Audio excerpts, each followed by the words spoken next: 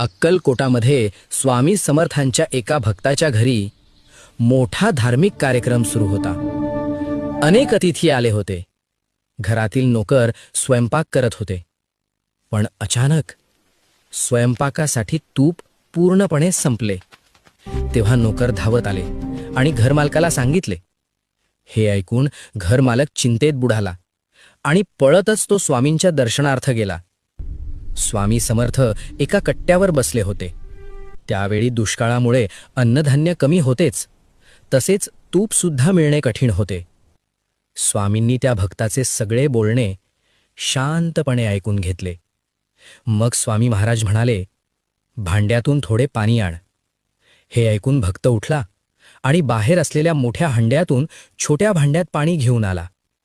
स्वामींनी त्या पाण्याकडे पाहिले आणि सगळे पाणी